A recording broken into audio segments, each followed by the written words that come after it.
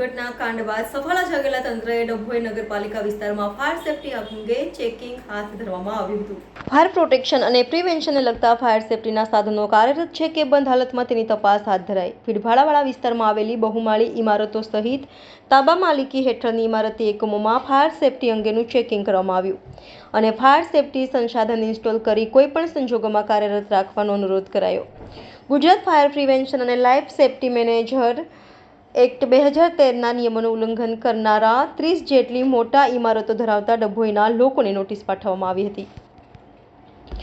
State fire prevention services વડોદરાના station fire officer અભિષેક સાવંત અને ટીમે ડભોઈ નગરપાલિકા વિસ્તારમાં તપાસનો ધમધપાટ ચલાવ્યો। ફાયર સેફટી બાબતની તપાસ હાથ ધરી વિવિધ સ્થળોએ નોટિસ પાઠવવામાં આવતા નગરમાં ફફડાટ ફેલાયો હતો। ગુજરાત ફાયર રેગ્યુલેશન 2023ના નિયમ નંબર 5(3) મુજબ નિયમો અનુસારના જરૂરી ફાયર પ્રોટેક્શન અને પ્રિવેન્શનને લગતા ફાયર સેફટી સંસાધનો ઉપલબ્ધ કરાવી ફાયર સેફટી સર્ટિફિકેટ મેળવી લેવા જણાવ્યું હતું।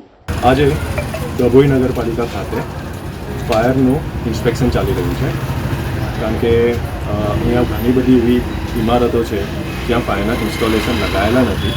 તેને જોતા હાલ વડોદરા ડિસ્ટ્રિક્ટથી હું Abhishek Sawant station fire officer inspection માટે આવી રહ્યો છું અને જે જગ્યાએ ફાયર ઇન્સ્ટોલેશનની રિક્વાયરમેન્ટ છે અને ફાયર એનઓસીની રિક્વાયરમેન્ટ છે ત્યાં અમારા દ્વારા નોટિસ આપવામાં આવી રહ્યું છે।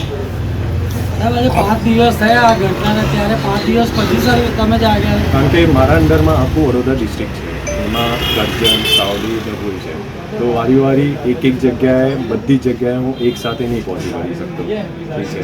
તો લોકેશન વાઇઝ શિડ્યુલ પ્લાન કરેલું છે અને શિડ્યુલ હિસાબથી અમે લોકો ફોકસમાં આવી રહ્યા છે। અને એવું નથી કે આ જે રાજકોટમાં સીન થયું છે તેને જોતાં અમે આજે તમને દેખાઈ રહ્યા છે, પહેલાંથી અમારું નોટિસનું પ્રોસેસ ચાલી રહ્યું હતું। જસ્ટ સીન એટલું છે કે રાજકોટ પછી અમારું ફોકસ વધારે દેખાઈ રહ્યું છે, બસ એ જ વસ્તુ છે। આજે કેટલા દુકાનો પર નોટિસ હોય?